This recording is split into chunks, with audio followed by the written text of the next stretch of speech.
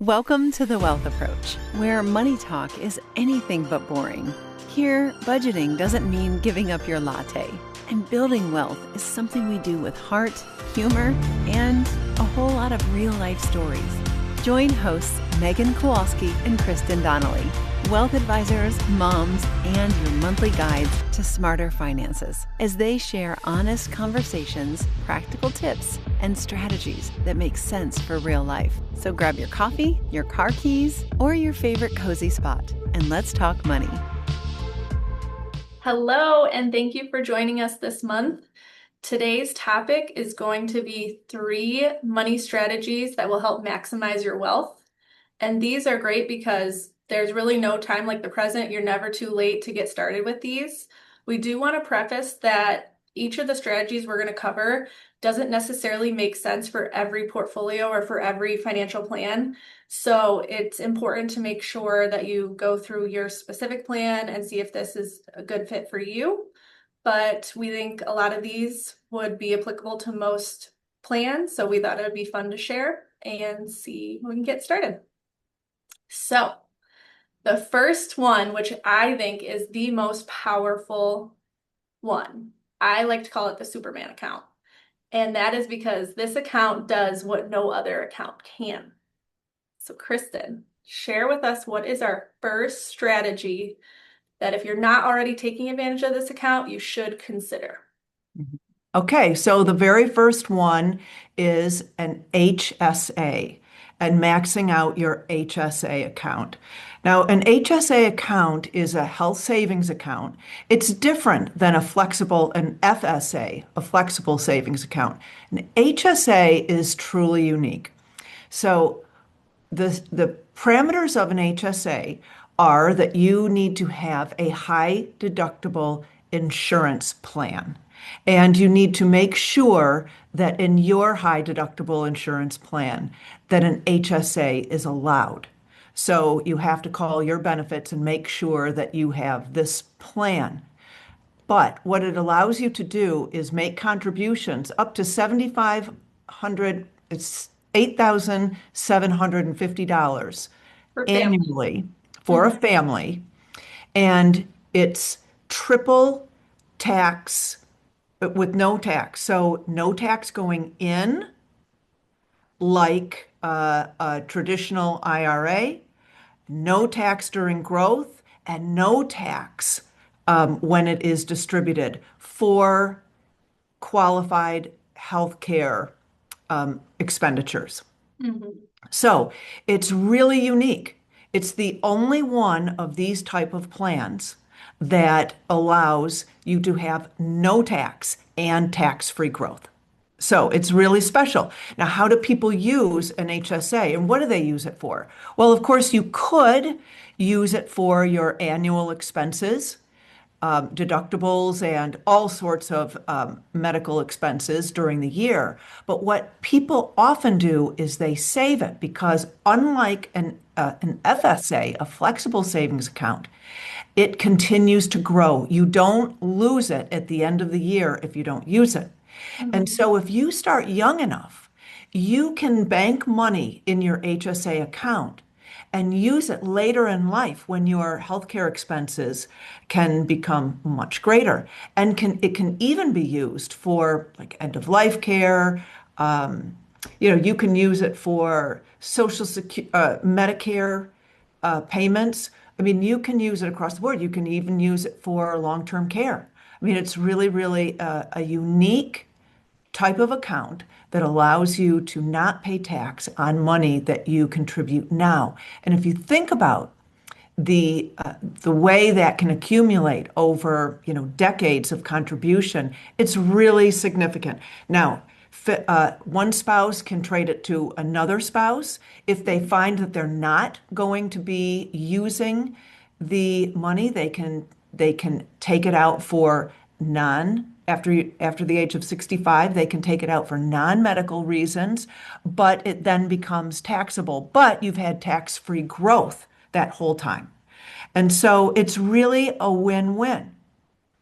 And if you don't end up using it and it is in your estate, then it just becomes a taxable account like like any other type of taxable account to your beneficiaries. Yeah, so with the HSA accounts, I think oftentimes people see that that it coincides with a high deductible plan, and they don't want to worry about coming up with that out of pocket to plan for medical expenses that might pop up with the family. But oftentimes, and again, like this is not a one size fits all, so you have to run the numbers within the plan options that you have available to you. But oftentimes, when you do actually run the numbers, even if you were to hit your deductible, your high deductible on these, if you factor in your tax savings, and maybe even if there's a company match, you still end up actually spending less money overall with the high deductibles. Oftentimes, again, that's not 100% of the time, so it's really important to run your numbers. But it also is important to just not shy away because you see that high deductible. Because as long as you're putting this money in the high yield savings account, you'll have it available to pull from if you need to, if you don't want to kind of plan for the expenses along the way.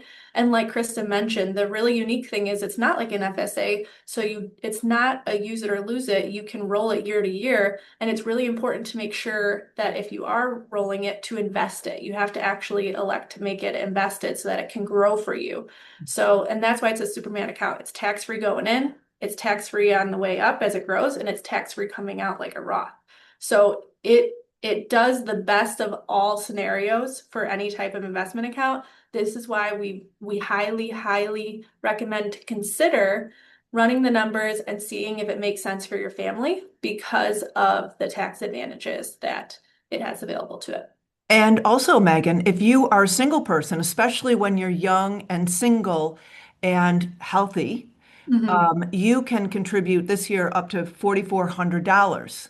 So you can start the HSA account with Mhm. even if you're single, you can contribute and it will grow, from your first job out of college. I mean, and it can be, as we've seen of compounding growth, I mean, it can be very significant. Definitely. So that's number one. If it makes sense for your family, that would be the first one we would say to consider if you're looking for what you should do next and you're not already taking advantage of an HSA account. Mhm. The next is going to be for people that are still working that are either 50 or older or 60 or older. So there is a new update that happened with 401k contributions. So up until age 50 and everyone, we all have the same contribution limit of 24,500 as of this year, 2026. However, a new update just took place for catch-up contributions. So that is the 8,000 for ages 50 and up, and then for 60 to 63, that's the 11,250, I believe it is. Yeah. Yes. Okay. Mhm. So for those contributions, now moving forward, those are going to be forced as Roth contributions. So one thing that we would like you to consider when looking at your financial plan, often people that are in this age range are either getting really close to having their mortgage paid off or they're already at a comfortable income level where that's taken care of and they're just in an accumulation phase. If Mhm. that's the case for you, and those extra dollars, that 8,000 or 11,250 a year is just going into an after-tax investment account, we would like you to consider to actually putting it into your 401k as the forced Roth contribution. The reasoning to think about it this way is right now, if you're already saving it, it's not an extra net dollar that you would need to save. However, it's converting that from after-tax dollars to tax-free dollars by making that contribution. And so it will enhance your plan that much further just because you're already saving it, you're already paying the taxes on it either way. You might as well get that tax-free growth from here moving forward. So Mhm. that if that situation is where you find yourself in today, it's a no-brainer in the fact that you're just converting it to tax-free. And again, as long as you hold these Roth accounts for over 5 years, down the road, you can pull that money out if needed for living expenses without any penalties and without having to pay taxes. So it still will give you the good flexibility you'll need if you need a different buckets to pull from when you're in retirement. But it gives you that tax-free growth, not just while it's growing, but even when you take it out. Yeah. So that is the strategy number two we would like Yeah. you to consider. Okay, if you find yourself in that situation, it's an excellent way to have a Roth contribution and above and beyond the standard 401k, and it's even a Roth, which if you wanted to make a Roth contribution, like for example in an IRA, you have to have under a certain income level. And because, Roths are, I think they are superior in some ways. They're a superior savings contribution, type of plan, because then you don't have to pay tax on the way out. So it's just a great way to get more Roth savings, more after-tax savings into your plan, into your retirement plan. Mhm.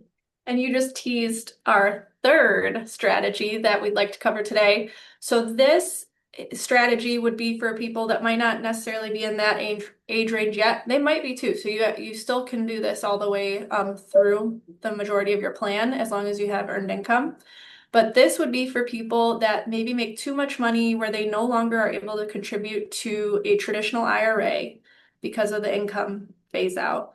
They're also they make too much money either individually or as a household where they're not able to contribute to a Roth IRA. And so they might already be maxing out their 401k contributions, taking advantage of all that, and wanting a little bit more. This is another, similar to the last one, no-brainer in our minds of what you can be doing just to get that tax-free growth. So let's say in this scenario, again, you make too much money to contribute to either a traditional or a Roth IRA.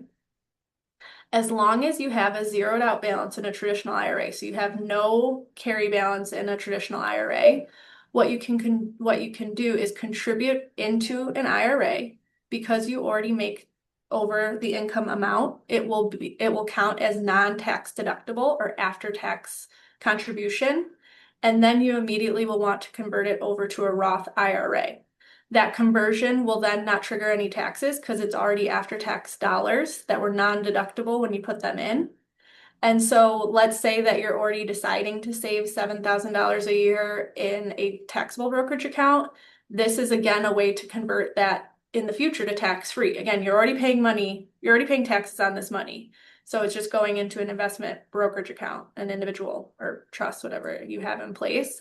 But just instead of keeping it there, moving the 7,000 into the traditional and then converting it over to the Roth allows that money to grow tax-free from here on. So again, this is where we're not even saying you necessarily have to save a net extra dollar. It's just converting the decisions you're already doing to enhance the tax benefits long term for your plan to allow them to grow that much further for you in the future and allow your wealth to accumulate that much more. Yeah, and even for people who are a little bit older, to do these kind of conversions, if you think that that is money that you might want to leave to your children, that you would allow it to grow tax-free, and then at this point, you have 10 years after your passing, your estate has 10 years after your passing to continue to allow it to grow tax-free, and at that point, they can take it out tax-free. So, I mean, there are so many benefits to doing this, to, setting up your account, trying to get as much over to Roth as possible. It's regardless of whether you want to use it or if you want to leave it to your estate. Definitely. Hmm.